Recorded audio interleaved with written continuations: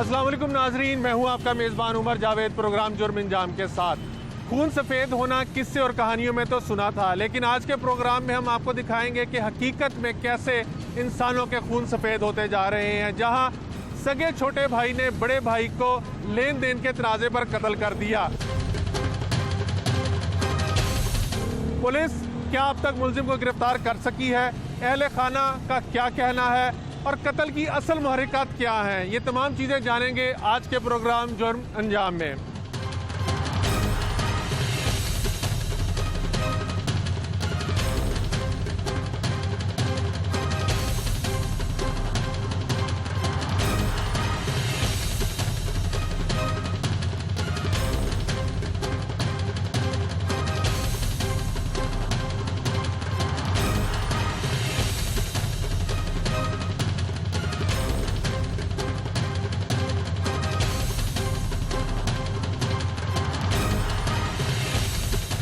जी, इस टाइम हम पहुंच चुके हैं खड़क नाले के करीब, जहां पर यह वकूआ पेश आया था, जहां पर सुल्तान ने अपने भाई को तैश में आके कत्ल कर दिया था। SHO साहब हमारे साथ मौजूद हैं जिन्होंने मुलजिम को गिरफ्तार किया था। इनसे भी जानेंगे कि मुलजिम ने अपने भाई को क्या वजह है तफ्तीश में अब तक आई सामने के कत्ल किया है। लेकिन मैं आपको दिखाता चलूँ, ये वो वेयर हाउस है जहाँ पे सुल्तान का बड़ा भाई जो था वो काम करता था। यहाँ पर आके वो बैठता था और सुल्तान यहाँ पर ही उससे आके मिला, यहाँ पर ही तैश में आया और यहाँ पर उसने फायरिंग करके कत्ल कर दिया। आप देख सकते हैं कि अभी भी यहाँ पे खून के निशान जो है वो सीढ़ियों पे और कमरों में पड़े हुए हैं। ये वो वेयर हाउस है जिस कमरे के अंदर उसको कत्ल किया गया था। इस कमरे को फ्रांसिक टीमों ने क्योंकि एविडेंसेस यहाँ से कलेक्ट किए थे इसलिए इसको सील किया हुआ है।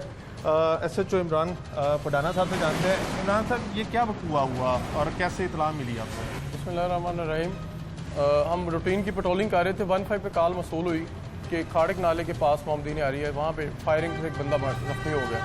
हमने फौरी रिस्पॉन्ड किया, वहाँ आए, वहाँ पे देखा कि बंदा खून पे लथपथ है। इसको शिफ्ट किया गया जना हॉस्पिटल, लेकिन वो वहाँ पे ही डेथ हो गई इसकी। तो इसको हमने फौरी तौर पे जाए वकूआ को सेव किया। फ्रेंसिक की टीमें मौके पे वो जो शवाहद थे वो इकट्ठे, उसके बाद उसको सारा हमने जो है ना जदीद तरीके से, ताकि कोई एविडेंस ज़ाया ना हो। मकतूल का नाम क्या था? कितनी उम्र थी?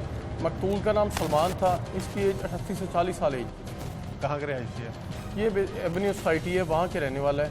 बेसिकली ये एक वाल्टोन का था, लेकिन ये अब शिफ्ट हो गया था फैमिली के साथ वहाँ पे एवेन्यू सोसाइटी। और कत्ल किसने किया? उसका सगा भाई है छोटा सुल्तान, वो इससे को 5 साल छोटा है, उसने इसको फायर कर दिया। अच्छा पठाना साहब, ये बताइएगा कि वजह नात क्या थी दोनों भाइयों के दरमियान, क्यों कत्ल किया गया?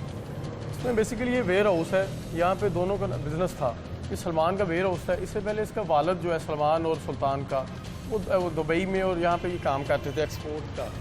वहाँ से चीज़ें लाते थे, पाकिस्तान सेल करते थे। जब वो फोत हो गया तो सारा बिजनेस हैंड ओवर हो गया सलमान के। उससे मामला जो है ना वो पैसों के लेन देन के चलते रहे। वो कहता था कि मेरे ज़्यादा बनते हैं, ये कम है। इस तरह से कोई माल था, वो कह रहा था ये ख़राब है, वो कहता नहीं आपका है।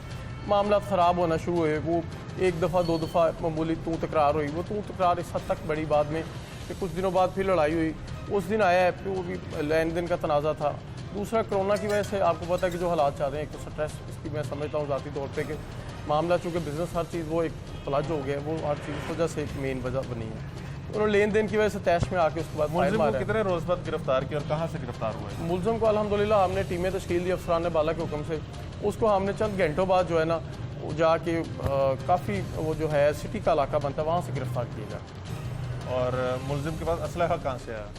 मुलजिम के असला ये कह रहे थे कि लाइसेंस ही है मेरा, वो अब चेक करवा लेते हैं हम इसका कि क्या है वो सारा इंशाल्लाह जो फर्दर प्रोसेस। मुकदमा किसकी मुद्दत में दर्ज किया गया? और ये भी बताइएगा कि जो ये फैमिली डिस्प्यूट्स होती हैं इसके अंदर ज़्यादातर सुलह हो जाती है, वालदैन जो है वो प्रेशर डाल के, क्योंकि दोनों भाई हैं, तो इस चीज़ को मद्देनज़र रखते हुए मुकदमा जो है वो किसकी मुद्दत में दर्ज किया गया है और अभी तक की तफ्तीश के अंदर क्या चीज़ें सामने आ रही हैं? ये आपने बड़ा अच्छा उमर साहब नुक्ता जो है ना वो उठाया है। ये मोस्टली केसेस में ऐसा होता है कि चूँकि वालदैन है वो बाद में 1-2 दिन या महीने 1 साल बाद जो है ना वो जज्बात में या कह लें कि चूँकि रिश्ता ऐसा होता है वो माफ़ कर देते हैं।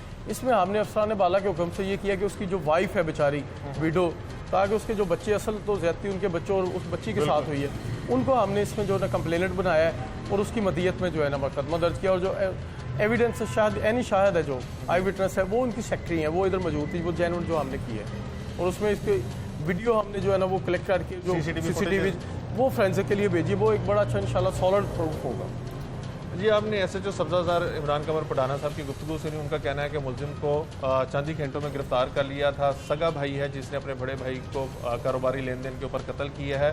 और इस तफ्तीश के अंदर जो अहम पॉइंट है वो ये है कि एनी शाहिद जो है वो मकतूल की सेक्रेटरी है, जबकि यहाँ पर CCTV कैमरास भी अंदर लगे हुए थे जिसके अंदर तमाम झगड़े से लेकर कत्ल होने तक की चीज़ें जो हैं वो रिकॉर्ड हुई हुई हैं, जिनको पंजाब फ्रांसिक साइंस एजेंसी भेजा गया है ताकि वो उनको डिकोड करके वो चीज़ें जो हैं वो साथ लफ की जा सके। और साथ ही साथ इनका कहना है कि मुकदमा जो है वो मकतूल की अहलिया की मुद्दत में दर्ज किया गया है ताकि सुलह का जो एक अंसर होता है कि फैमिली प्रेशर के ऊपर सुलह ना हो जाए, उस चीज़ को मद्देनज़र रखा गया कि अगर माफ़ करना है तो वो मकतूल की अहलिया खुद माफ़ करे, उसके बच्चे माफ़ करें, किसी और के पास ये इख्तियार ना होगा कि मुलजिम को माफ़ कर सकें।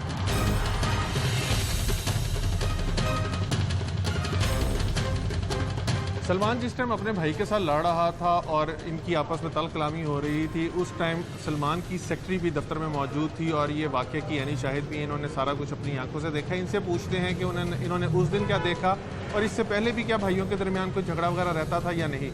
मोहतरमा ये बताइएगा कि जिस दिन ये वाक़या हुआ आप कहाँ पे थी? मैं उस टाइम ऑफिस में मौजूद थी और मैं पास ही बैठी हुई थी।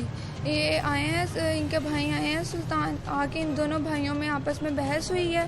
बहस मुबाहिसे के दौरान ही उसने गोलियां चलाई और वो गिर गई और वो खून में लथपथ हो गया था। इससे पहले भी सुल्तान और इससे पहले इन लोगों का छोटा मामूली सा झगड़ा होता था, जस्ट बस आपस में तलख कलामी होती थी।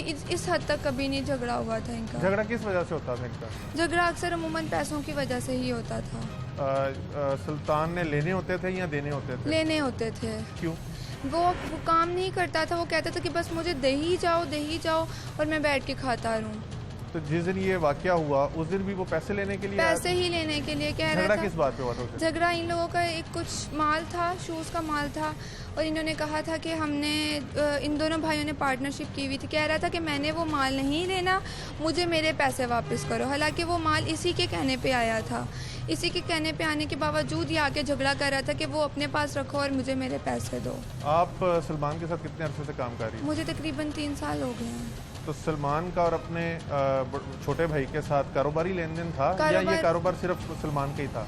कारोबार सिर्फ ये सलमान के होल्ड में ही था। वो जो छोटा था वो कुछ इन्वेस्टमेंट कर देता था कभी कभी, जब उसके पास पैसे होते थे तो वो कर देता था कि कोई छोटा मोटा कोई प्रोडक्ट होती थी तो उसमें वो कर देता था कि कोई पार्टनरशिप हो जाए, तो जब वो सेल होता था जो प्रॉफिट उसको फिर वो चला जाता होता था। अमूमी तौर पे जो मालकान होते हैं वो अपनी सेक्रेटरी के साथ काफ़ी बातें करते हैं, उनको काफ़ी चीज़ों का पता होता है, सेक्रेटरीज के पास खाते वगैरह चल रहे होते हैं। तो कभी सलमान ने सुल्तान के हवाले से कोई खदशा जाहिर किया था कि कोई ऐसा कुछ कर सकता है, कत्ल तक बात जा? नहीं, ऐसे तक समटाइम्स ये होता था कि मेरे सामने ही बैठ के लोगों की आपस में तलख कलामी हो जाती थी, उसी टाइम ही फिर सॉल्व आउट हो जाता था। और सलमान इसको हमेशा पैसे देते होते थे क्योंकि मेरा छोटा भाई है, इस वजह से। अदरवाइज इस हद तक कभी कोई नौबत नहीं पहुंची थी। जिस दिन उसने फायरिंग की उसके बाद क्या हुआ? कौन कौन आया? पुलिस आई? आपने इसके मैं घर उस वालों को टाइम बताया? भाग के, जब इसने फायरिंग की है तो मैं भाग के बाहर आ गई हूँ और ये भी पीछे आगे बाहर निकला और उसी टाइम पुलिस आ गई थी। आपको तो कोई धमकियां वगैरह नहीं दी? नहीं, मुझे कुछ नहीं कहा। बहुत शुक्रिया जी। आपने सुना कि जो सलमान की सेक्रेटरी थी ये उस टाइम वहाँ पे मौजूद थी जब सुल्तान ने आके पहले तलकलामी की, उसके बाद फायरिंग करके अपने सगे बड़े भाई को कत्ल कर दिया। इनका कहना है कि इनके दरमियान पहले भी तलकलामी होती थी और हमेशा लेन देन के ऊपर ही तलकलामी होती थी और सुल्तान हमेशा मकतूल से पैसे मांगने आता था, लेने आता था, कभी देने नहीं आता था, जिस वजह से और सलमान जो था वो भी अपने भाई की सिर्फ इसलिए मदद करता था कि वो एक तो उम्र में छोटा है और उसका को फाइनेंशियली वो इतना ज़्यादा स्ट्रॉन्ग नहीं था। और उस रोज़ भी ये पैसे लेने के लिए आया और जब उसने पैसे ना दिए तो उसके ऊपर तलकलामी हो गई और उसने फायरिंग करके अपने सगे बड़े भाई को कत्ल कर दिया।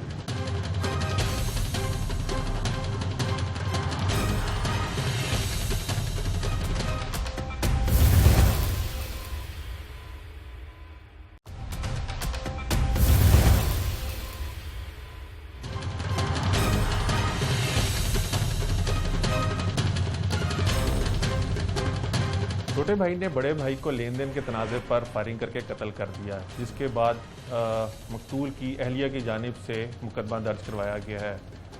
मकतूल की अहलिया के वालिद साहब हमारे साथ मौजूद हैं, इनसे जानते हैं कि ये क्या वाक़या हुआ और इन तक अभी तक क्या इतलाते हैं। अंकल, ये वाक़या कैसे हुआ और आपको क्या पता चला अब तक? हमें घर पता लगा कि भाई उसने फायर मार दिया। जब यहाँ आए तो हमें यही था रास्ते में पता कि भाई ज़ख्मी है। यहाँ पहुँचने पता लगा कि वो नहीं रहे दुनिया में। बाकी लेन देन का तो कोई मसला नहीं इनका आपस में। परसों भी ये इकट्ठे बैठे हुए हंस खेल रहे थे इसी घर में यहाँ पर। कोई मसला नहीं उनका, कोई लड़ाई झगड़ा नहीं था। पता नहीं वो क्या हुआ ऐसे, क्या नहीं हुआ। तो वजह नात क्या थी दोनों भाइयों में? मेरे ख्याल में तो कोई नहीं थी। पता नहीं उसी का कोई दिल में हसद पल रहा था या क्या था, हसद था उसे कोई कि मेरा भाई आगे जा रहा है। जो मकतूल के वालिद साहब जब फौत हुए तो उनका जो कारोबार था, मुलजिम कहता है कि वो कारोबार बड़े भाई ने जो था वो अपने पास रखी और मुझे कुछ नहीं दिया था।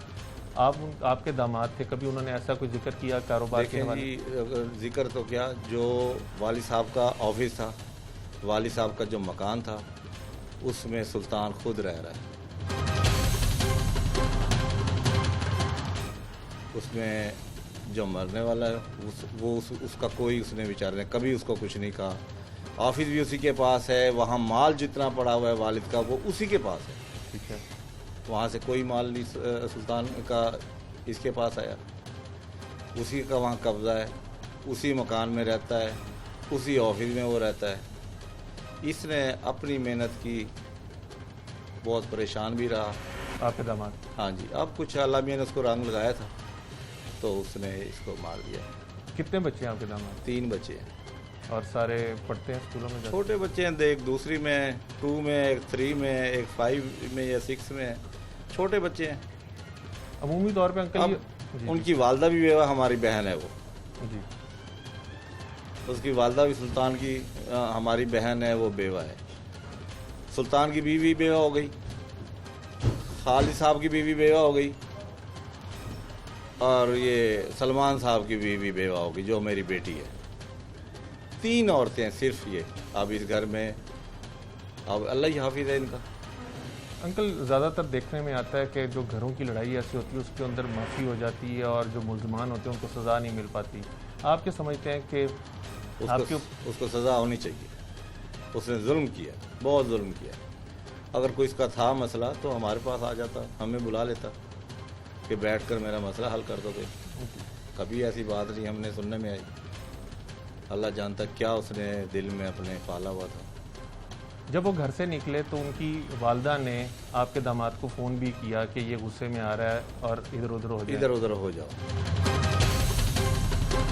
लेकिन वो उसने कहा भाई ये रोज़ मुझे तड़ियाँ लगाता है, यहाँ पर भी आया है। बाहर मोहल्ले वाले कहते हैं यहाँ रिवाल्वर लेकर आता था और यहाँ शोर मचाता था। मुझे अब पता लगा ये भी। अच्छा। कि जब वो पहले भी रिवॉल्वर वगैरह लेकर आता था यहाँ पे, तो फिर हमें नहीं पता था इस बात का कि वो रिवॉल्वर आता है। अब उसने जो है ना जी, ये मुझे लोग आए हैं जब उसकी पौधगी पर उन्होंने बताया था यहाँ जी वो रिवॉल्वर ले आता था। उसके घर का खर्चा भी आपके दामाद ही चलाते? बिल्कुल दामाद चला, वो तो काम ही नहीं करता कोई।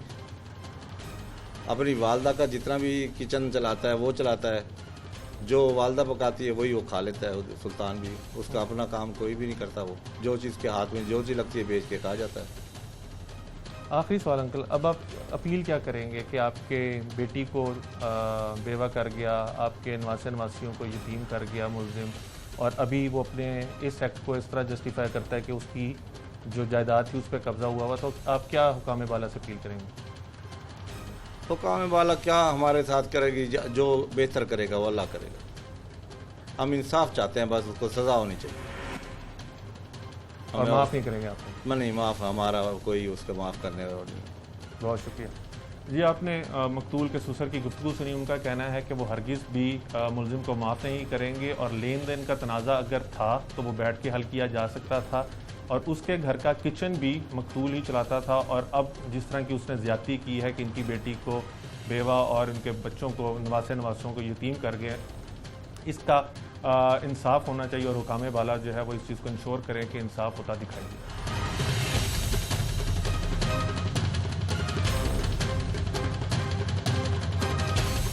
जराइम पेशा अफराद तो शहरियों की जानों के दुश्मन हैं ही, और वो गाहे बगाहे लाहौर में शहरियों को ना सिर्फ लूटते रहते हैं बल्कि अगर उनको मौका मिले मुज़ाहमत के ऊपर उनकी जान भी ले लेते हैं। लेकिन अपनों की जान लेना शुरू हो गए, ये भी एक नया ट्रेंड जो है वो शहर में देखने में आया है। ऐसा ही वाक़या सब्ज़ाज़ार के इलाके में पेश आया, जहाँ पे सगे भाई ने लेन देन के तनाज़े पर अपने बड़े भाई को कत्ल कर दिया। पुलिस ने मुलजिम को तो गिरफ्तार कर लिया है, लेकिन इस कत्ल के पीछे मुहर्रिकात क्या है ये जानने के लिए मुलजिम हमारे साथ मौजूद है और मुलजिम से जानते हैं कि कैसे इसका खून सफ़ेद हो गया और इसने अपने ही भाई की जान ले ली। तुम्हारा नाम क्या है? सुल्तान। कितनी उम्र है? 29 साल। शादीशुदा? हाँ जी। कितने बच्चे हैं? एक बेटा है 1.25 साल का। कितने बहन भाई हो? 4 बहन भाई हैं, 2 तुमने भाई अपने- 2 बहन। तुमने अपने सगे भाई को ही कत्ल कर दिया, क्यों? मैं कत्ल थोड़ी करना था, मैं तो बस डराने के लिए गया था उसको। तो मैंने जब पहले उसकी तरफ पिस्टल सीधी की तो वो डर गया था, तो मेरा उसी वक्त गुस्सा ठंडा हो गया था। तो फिर वो मुझे गालियां देने लग गया, उसने मुझे गुस्से में बुरा भला कहा। तो वो जब मैं सोच रहा था किसी तरह के ये चुप हो जाए तो मैं चला जाऊँ यहाँ से ना, तो उसने एकदम से फिर मेरी तरफ यानी कि उठने लगा, तो मैं डर गया। मैंने कहा मेरे से पिस्टल पकड़ के मुझे ना मार दे। नहीं, तुम डराने क्यों गए थे और पिस्तौल साथ क्यों लेके गए? अगर डराने गए थे तो फिर पिस्तौल का क्या था? देखें, बात यह है कि जब से मेरे वालिद साहब की डेथ हुई है ना, मेरे वालिद साहब ने अपने मरने से पहले ना अलग कर दिया था भाई को। तो वालिद साहब के साथ सिर्फ मैं होता था, तो उनका यानी कि सारा कारोबार जो है ना इम्पोर्ट एक्सपोर्ट का चाइना से, उन्होंने अपने एक दोस्त को कहा था कि मेरे मरने के बाद सारा कुछ मेरे छोटे बेटे का यानी मेरा। तो जब वालिद साहब की डेथ हुई तो ये जनाब जी भाई मेरे जो है आगे उन्होंने मुझे रो के कहा कि भाई तुम मुझे बाप की जगह समझ लो, तो मैं जो है तुम्हारे भले के लिए कर रहा हूँ, तो मुझे कारोबार संभालने दो, तुम्हारे से ज़्यादा मुझे एक्सपीरियंस है। तो वो रो के उन्होंने यानी कि इमोशनली मुझे ब्लैकमेल किया, मैं उनकी बातों में आ गया। असला कहाँ से लिया कत्ल करने के लिए? ये मेरे पास लाइसेंस ही है, यानी कि 6-7 साल से मेरे पास है। जिस दिन कत्ल किया उस दिन हुआ क्या? तुम कहाँ पे गए, कहाँ पे जाके उसको कत्ल किया? ऑफिस में गया था उसके, तो ऑफिस में गया हूँ तो उधर मैं जाके पहले लोड किया, तो उसकी तरफ किया ना, तो जब वो ऐसे उसने किया डर के, तो मैं उसी वक्त ठंडा हो गया था। मैं कहा ये मैं क्या कर रहा कितनी हूँ। गोलियां मारी उसने? मैं असल में जब वो मेरी तरफ उठने लगा था तो मैंने ना एक ऐसे करके फायर किया था, तो जैसे ही वो फायर हुआ है ना, तो मुझे नहीं पता उसको लगा कि नहीं, क्योंकि कोई ब्लड श्लड मुझे नहीं नज़र आया। तो आवाज़ इतनी गूंजदार थी कमरे में ना, बंद कमरा था, तो मैं डर गया था। तो वो फिर मेरी तरफ उठने लगा, तो मैंने ना डर के मारे कि ये मेरे से पिस्टल ना खींच के मुझे मार दे। तो मुझे नहीं पता था कि उसको लगी है कि नहीं, तो मैंने उस तरफ को ना डर के मारे मुंह करके ऐसे चलाई है, मुझे नहीं पता गोलियां किधर लगी किधर नहीं। सगे बहन भाई का तो बंदा आंसू नहीं देख सकता, तो तुमने अपने भाई को कत्ल कर दिया, आंखों के सामने उसका खून बहा, तो माँ बाप भाई कोई आंखों में दर्द, कोई अफसोस नहीं हुआ कि क्या करने लगे हो?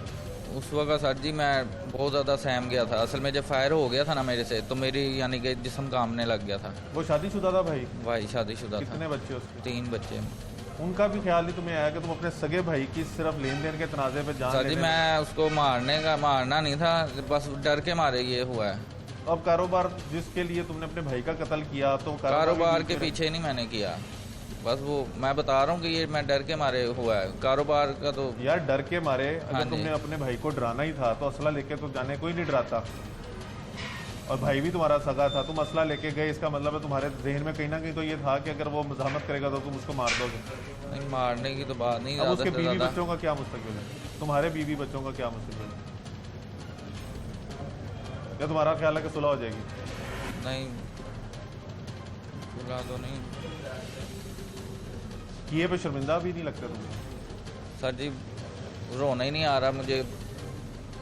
बात ये नहीं है कि जो बंदा रोता है तो वही दुखी होता है। मैं कल परसों से इतना रो चुका हूँ कि अब आंसू ही नहीं निकल रहे कत्ल मेरे। करके कहाँ पे गए थे?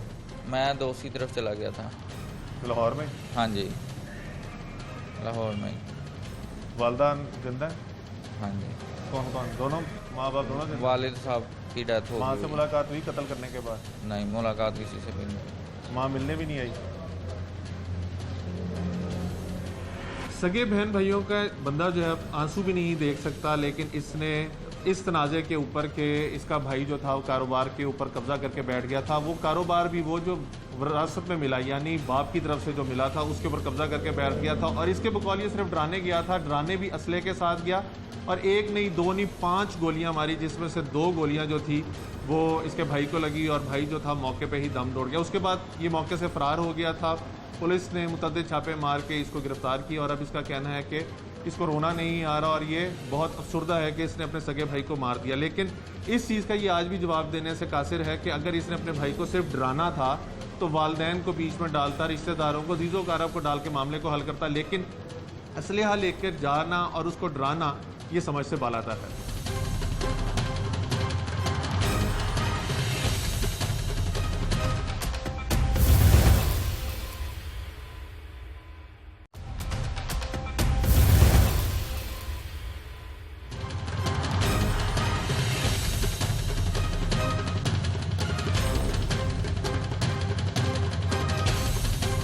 भाई ने भाई को कत्ल कर दिया और कत्ल की वजह भी सिर्फ लेन देन का तनाज़ा बताई जाती है, जबकि मकतूल के वर्सा का कहना है कि मकतूल अपने इस भाई को जिसने कत्ल किया है उसको ना सिर्फ महाना राशन डाल के देता था बल्कि उसकी ज़रूरियात का ख्याल भी रखता था। क्या फिर वजह बनी कि एक भाई जो ना सिर्फ मदद करता था बल्कि उसकी देखभाल भी करता था उसको कत्ल कर दिया गया? इस चीज़ को जानने के लिए हम हमारे नफ्सियात के पास मौजूद हैं। डॉक्टर साहब, थैंक यू वेरी मच। भाई ने भाई को कत्ल कर दिया, अब आजकल ये बहुत ज़्यादा सुनने में आता है, लेकिन एक ऐसे शख्स ने यानी छोटे भाई ने अपने भाई को कत्ल किया लेन देन के तनाज़े पे, और ये भाई भी वो वाला है जो उसकी मदद करता था, उसको माना राशन देता था, उसकी लुक आफ्टर करता था, कारोबार में साथ लेके चलता था। क्या ज़हनी कैफियत है ये? बेसिकली तो एक जो फैक्टर है, हमें ऑफ कोर्स ये चीज़ें बहुत ज़्यादा कॉमन नज़र आना शुरू हो गई हैं कि अब रिश्तों को लोग जो है वो पैसे की वजह से एक दूसरे को कत्ल कर देते हैं बहुत आराम से, और ये कोई बड़ी बात नहीं रही है अब लोगों के लिए। मगर उसमें कुछ और फैक्टर्स भी जो है जैसे हमें आइडेंटिफाई हम कर सकते हैं कि मे बी जिसने कत्ल किया है, जो भाई अभी आप बता रहे हो कि जिसने कत्ल किया है उसका बड़ा भाई उसको लुक आफ्टर भी करता था। जेलसी एक बहुत बड़ा फैक्टर हो सकती है इसके अंदर। और दूसरा जो है मे बी अगर आपको हिस्ट्री पता हो तो उसमें हो सकता है कि वो ड्रग अब्यूज़ वगैरह में बहुत ज़्यादा हो, और ड्रग अब्यूज़ की वजह से समटाइम्स ऐसा हो सकता है कि आप अपने सेंसेस में खुद ही नहीं होते, और ड्रग करने वाला बंदा जो होता है उसकी अपनी एक पर्सनैलिटी इस तरह की होती है कि वो दुनिया के सामने तो अपने आप को बहुत बड़ा प्रेजेंट करता है, लेकिन अपने अंदर ही अंदर वो अपने आप को बहुत ज़्यादा दूसरों से कमतर फील कर रहा होता है। अपनी उस एहसास कमतरी को ख़त्म करने के लिए दूसरों के सामने बढ़ के बात जो है वो कर रहा क्या होता है। जेलसी फैक्टर की वजह से कोई किसी को कत्ल कर सकता है? बिल्कुल कर सकता है, और हमने हिस्ट्री इस बात की गवाह है कि जेलसी फैक्टर की वजह से बहुत सारे कत्ल जो हैं वो हुए हैं, और ये एक मेजर फैक्टर हो सकता है किसी को भी कत्ल करने का। और इसके अलावा जो है जैसे उसकी मेंटल कंडीशन जो है वो इस तरह की ऑलरेडी है, वो भी एक बहुत बड़ा फैक्टर हो सकता है, क्योंकि अंडर साइकोलॉजिकल कंडीशंस जो है जब लोग नफ्सियाती तौर पर डिस्टर्ब हो जाते हैं बहुत ज़्यादा ड्रग की वजह से या वैसे साइकोलॉजिकली डिस्टर्ब हो जाए, तो भी वो किसी को मारने की कंडीशन में होते हैं, वो मार सकते हैं, किसी दूसरे इंसान को किसी भी किस्म का नुकसान पहुंचा सकते हैं। सो इस स्टोरी में भी हमें ये तीनों चीज़ें ही नज़र आ रही हैं, जेलसी भी है, ड्रग अब्यूज़ भी है, और मे बी साइकोलॉजिकल प्रॉब्लम जो कि ड्रग की वजह से भी हो सकता है और वैसे भी हो सकता है उसके कत्ल की जो है वो वजह बनी हुई है। लेकिन अमूमी तौर पे देखा जाता है कि अगर कोई किसी शख्स की लुक आफ्टर कर रहा है, उसके अखराजात बर्दाश्त कर रहा है, तो अमूमी तौर पे लोग उसको बड़ा वैल्यू करते हैं। इस केस के अंदर भी पुलिस, रिश्तेदारों और सब चीज़ों के बाद इस पॉइंट पे मैं भी पहुंचा हूं कि ये उसकी फाइनेंशियली भी मदद करता था और कारोबार में भी उसको साथ लेके चलने की कोशिश कर रहा था। फिर ऐसे शख्स को कत्ल कर देना, अब तो उसकी कोई सोर्स ऑफ इनकम भी नहीं रहेगी क्योंकि वो काम करने का आदी नहीं है, लेजी बंदा है। तो ये सिर्फ जेलसी होगी या आप समझती हैं कि लेन देन का तनाज़ा जो भी पेरेंटली बताया जा रहा है ये भी हो सकता है? बेसिकली जैसे आपने एक बड़ी खूबसूरत सी बात आइडेंटिफाई की कि वो खुद कुछ करने के काबिल नहीं है। अक्सर अगर आप सोसाइटी में ऐसे लोगों की जो है अगर पर्सनैलिटी को रीड करें जो खुद कुछ करने के काबिल नहीं होते, एक तो वो बातें बहुत ज़्यादा करता है, यानी और वो ज़्यादातर आप देखेंगे कि साजिशों में और इस तरह की बातों में इन्वॉल्व होते हैं, क्योंकि वो फ्री होते हैं और फिर उनकी नज़र अपने ऊपर, अपनी शख्सियत की बजाय दूसरों के ऊपर ज़्यादा होती है कि दूसरे क्या कर रहे हैं, मेरा भाई कहाँ पहुँच गया, उसने क्या कर लिया, उसको कितने पैसे आ रहे, इस चीज़ को वो ज़्यादा फोकस कर रहे होते हैं। जब वो अपने से ज़्यादा दूसरों को फोकस कर रहे होते हैं तो फिर किसी एक टाइम के ऊपर जाके अपना कंपैरिजन भी उनके साथ करना शुरू कर देते हैं कि मुझे क्यों नहीं मिला, मुझे क्यों नहीं दिया गया। जैसे कारोबार बाप का था मगर बड़ा भाई लुक आफ्टर कर रहा था, छोटा भाई जो है वो उसको संभालने की कंडीशन में नहीं था मगर फिर भी उसको उसका हिस्सा मिल रहा था। बट क्योंकि बड़ा भाई बिल्कुल ना तो दिमागी तौर पे फारिग था, ना ही वो ये था कि वो बिल्कुल पागल हो गया था कि वो सोच समझ नहीं सकता था, तो नेगेटिव जो उसकी सोचें हैं उसने उसको हसद और कंपैरिजन वाली एक जो चीज़ है उसके ऊपर ज़्यादा फोकस करवाते हुए इस तरफ लीड किया होगा कि वो उसको कत्ल कर दे। क्योंकि हमने हिस्ट्री में बहुत सारी, जैसे अगर आप देखें हाबील और काबील की लड़ाई भी हिस्ट्री में जेलसी की ही वजह से हुई है कि वो जलन थी तो हुई। तो सो हसद जो है एक ऐसा कीड़ा है, गंदा कीड़ा है, जो कि आपको किसी भी हद तक लेके जा सकता है और इसमें आप कोई भी बुराई भी कर सकते हैं, किसी का मर्डर भी कर सकते हैं। Thank you. आपने डॉक्टर साहबा की गुफ्तगू सुनी कि डॉक्टर साहबा का कहना है कि अगर किसी के अंदर हसद या जेलसी का फैक्टर जो है वो बढ़ना शुरू हो जाए तो इंसान कत्ल करना एक मामूली सी बात है, इससे आगे भी जा सकता है। और इस केस के अंदर भी अपेरेंटली यही लगता है कि वो अक्सर औकात मंशियात का इस्तेमाल करता था। ज़हनी कैफियत उसकी ये हो चुकी हुई थी कि वालिद का बिजनेस है, बड़ा भाई क्यों देख रहा है, और फिर साथ ही साथ जो एक तबकाती फ़र्क था वो भी काफ़ी ज़्यादा दोनों में होता जा रहा था। और नतीजा यही निकला होगा कि उसने यही समझा कि मेरा भाई जो मुझसे आगे जा रहा है, सबकत ले रहा है, तो उसने उसको कत्ल कर दिया।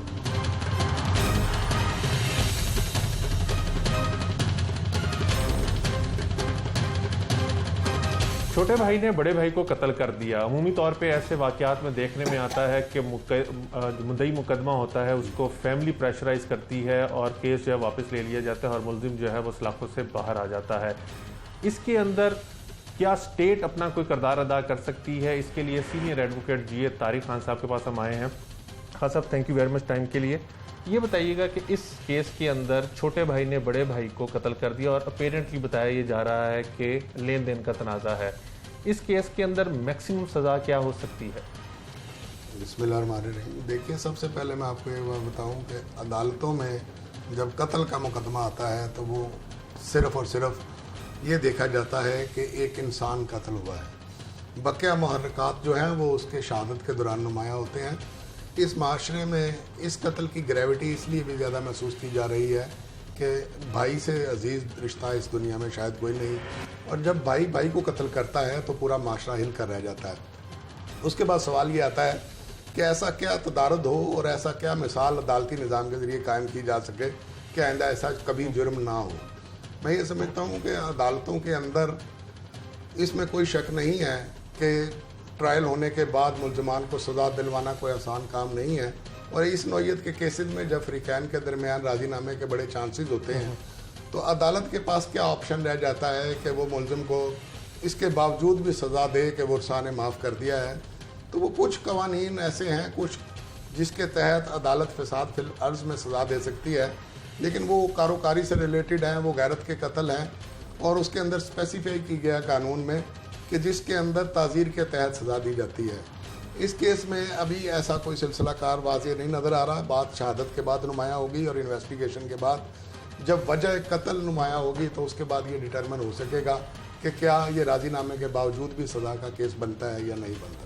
हाँ साहब, अगर स्टेट चाहे कि इस कत्ल के ऊपर अपनी वो रिट को बरकरार रखना चाहे या कहीं पे ऐसा लगे कि मुलजिम को छोड़ने से मज़ीद ख़तरा पैदा हो सकता है या ख़तरा पैदा हो सकता है किसी और शख्स को, तो सर्कमस्टांशियल एविडेंसेस अगर इतने स्ट्रॉन्ग हो, जैसे सीसीटीवी फुटेज है इसके अंदर बताया जा रहा है कि जिसके अंदर फायरिंग करते मुलजिम नज़र आ रहा है, उसके बाद जियो फेंसिंग से उसकी लोकेशंस, मोबाइल कॉल रिकॉर्ड वगैरह सारा कुछ, जो सर्कमस्टांशियल एविडेंसेस हैं इसके ऊपर सज़ा हो सकती है। देखिए, एक नुक्ता वादे कर लीजिए, कत्ल के इल्ज़ाम के अंदर कत्ल का साबित हो जाना और उसके लिए सज़ा हो जाना एक पहलू है, और इस ट्रायल के दौरान फ्रीकैन के दरमियान सुलह हो जाना दूसरा पहलू है। अब सवाल ये पैदा होता है कि सुलह हो जाने के बावजूद सज़ा हो ऐसी सज़ा दी जा सकती है कि आइंदा ऐसा जुर्म ना हो। तो इस वक्त तक मैं ये समझता हूँ कि राजीनामे को एक्सेप्ट ना करना, एक ऑर्डनरी ट्रायल के अंदर जज के पास ऐसा इख्तियारात और मिसालें मौजूद हैं। जैसे अभी आप ये समझते हैं कि इस्लामाबाद के अंदर एक एडिशनल सेशन जज और उसकी फैमिली को एक बच्ची के घरेलू मुलाजमा के केस में राजीनामे के बावजूद सज़ा दी गई और वो जेल में रहे, लेकिन इस केस के अंदर तमाम भरोसा के माफ़ कर देने के बावजूद 311 के अंदर सज़ा होने के चांसेस कम हैं। सेकेंडली, अगर वर्सा माफ़ कर देते हैं और पुलिस अपनी तफ्तीश के अंदर ये लिख देती है कि ये मुलजिम जो है ये सोसाइटी के लिए एक थ्रेट है, मकतूल की बीवी के लिए थ्रेट है या मकतूल के बच्चों के लिए थ्रेट है, तो फिर भी 311 इम्प्लीकेबल होगी। देखिए, 311 का स्कोप बड़ा लिमिटेड है। 311 हर केस में जजेस के पास ये इख्तियार नहीं है, लेकिन जैसे ये इस केस के अंदर एक भाई ने एक भाई को कत्ल किया है और इससे माशरे के अंदर फिसाद बिल अर्ज जिसके तहत ये इख्तियारात कानून को दिए गए हैं, उसका बड़ा एहतमाल है। और ऐसे जराइम को ऐसे कभी जराइम की तदारुद के लिए, रोकथाम के लिए बिल्कुल इस पर कानून साजी होनी चाहिए। और ऐसे मामलात में जैसे गैरत के केसेस हैं, वहाँ भी यही लॉजिक थी 311 को एप्लीकेबल करने की कि गैरत के केसेस में कंप्रोमाइज़ होने के बावजूद भी इस काम को रोकने के लिए जो है वो सज़ा दी जाए। ताज़ीर के तहत सज़ा देने का मकसद भी यही है कि जहाँ कसास वेव आउट हो जाए, जहाँ कंपाउंड ऑफेंस हो जाए, लेकिन उसके बावजूद अदालत इस नतीजे पर पहुँचे कि वो इस जुर्म वाकई ही हुआ है और आइंदा ऐसा जुर्म ना हो। जज के ये ज़हन में हमेशा होता है फैसला देते हुए, तो फिर जज ये कर सकता है कि उसको फिसाद फिल अर्ज में सज़ा दे राजीनामे के बावजूद भी। तीसरी खान साहब लास्ट एंड वेरी प्रिसाइजली ये बताइएगा, जैसे इसके अंदर एक चीज़ तो ये आपने बता दी कि भाई दोनों भाई हैं और अगर सुलह हो जाती है तो माफ़ी हो सकती है। दूसरा, अगर अदालत चाहे तो सज़ा दी जा सकती है। तीसरी एक चीज़ हमारी जो शरीयत इजाज़त देती है दियत अदा करने की। अगर भाई अपने भाई को कत्ल कर दे और दियत देना चाहे तो वो भी इस केस के अंदर इस तरह के वाक़यात में लग सकती है, अप्लाई होता है। जहाँ इस्लामी कवानीन की बात है ना, वहाँ केस टू केस बात नहीं है। वहाँ एक बुनियादी प्रिंसिपल दे दिया गया है शरीयत, आइन और कानून में, जिससे डेविएट ना अदालतें कर सकती हैं ना वकील कर सकता है। कसास का कानून मौजूद है और उसके तहत जब ये समझे कि कोई अगर मामला अगर राजीनामे की तरफ चला गया है और दियत अदा करने की बुनियाद पर राजीनामा होना है, तो फिर अदालतें उस शरई कानून को फॉलो करने की पाबंद हैं और दियत की अदायगी के बाद मुलजिम का उस मुकदमे से बरी हो जाना भी मुताबिक कानून होगा। लास्ट क्वेश्चन, अगर पुलिस चाहे यानी पुलिस अगर इस केस के अंदर मुलजिम को सज़ा ही दिलवाना चाहे तो पुलिस का कोई किरदार होता है FIR या तफ्तीश ज़िमनियों के अंदर कि वो सुलह ना होने दे? पुलिस के पास कोई ऐसा इख्तियार होता है? पुलिस के पास सुलह को रोकने का कोई इख्तियार नहीं है और अगर कोई पुलिस वाला ऐसा काम करता है तो वो एक गैर कानूनी काम करता है। पुलिस की जिम्मेदारी एक ऐसी जिम्मेदारी है जो अगर सही तरीके से अदा हो तो मैं समझता हूँ कोई भी सही मुलजिम कभी अदालत में इंसाफ से नहीं, सज़ा से नहीं बच सकता। बदकिस्मती ये है कि इन्वेस्टिगेशन का प्रोसेस इतना बुरा है यहाँ पर कि इन्वेस्टिगेशन के लैकुनास की बदले ही वो शख्स जो ज़ाहिरी तौर पर जो जैसे आपने फरमाया सर्कमस्टांशियल एविडेंस में नज़र भी आ रहा है जुर्म कर रहा है, लेकिन तफ्तीश के लैकुनास की वजह से वो बरी हो जाता है। हर वो ट्रायल मर्डर का जिसमें मुलजमान अदालत से बरी होते हैं उसके अंदर तफ्तीश के नकाइस ज़िम्मेदार होते हैं, उसके अंदर हमारा अदालत में शहादत देने का प्रोसीजर जो है वो ज़िम्मेदार होता है और फिर जजेस का मुताबिक कानून फैसला ना करना ज़िम्मेदार होते हैं। अगर अदालती निज़ाम में और तफ्तीश के निज़ाम में नकाइस दूर कर दिए जाए तो माशरे से जुराइम को ख़त्म करने में बड़ी मदद मिल सकती है। और ये जो पर्सनल डिस्प्यूट्स हैं, अगर इसके अंदर कानून साजी हो जाए तो तब भी इस तरह के मुलजिमों को सज़ा देने में मदद मिल सकती है। इस पर भी कानून बनाने की बड़ी वाज़ेह ज़रूरत है कि ख़ास तौर पे ऐसे इक़दाम को रोकने के लिए कि कोई शख्स कत्ल ना करे। मैं समझता हूँ कानून में ऐसी तब्दीली होनी चाहिए कि अदालत को ये इख्तियार हासिल हो कि वो मामलात की संगीनी को जांचते हुए राजीनामे के बावजूद भी वो कैटेगरीज को बढ़ाया जाए जिनके अंदर अदालत राजीनामे के बावजूद भी सजा दे सके। बहुत शुक्रिया। आपने जैसे जिया खान साहब की गुफ्तगू सुनी। जिया खान साहब का कहना है कि इस तरह के कानून साजी की ज़रूरत है जिसके अंदर अगर सुलह हो जाए या राजीनामा हो जाए फरीकैन के दौरान और अदालत समझे कि इसमें मुलजिम को सज़ा देनी बनती है तो जज साहब के पास ऐसा इख्तियार होना चाहिए कि वो सज़ा दे दें। साथ ही साथ उनका कहना था कि अगर तफ्तीश के तमाम तकाजे पूरे किए जाएँ और तफ्तीश जो है वो बग़ैर लैकुनास के अदालत तक पहुँचे तो इंसाफ की फराहमी जो है वो काफ़ी आसान होगी और इंसाफ होता दिखाई भी देगा। टीम जुर्म अंजाम और अपने मेज़बान उमर जावेद को इजाज़त दीजिए। अल्लाह निगहबान।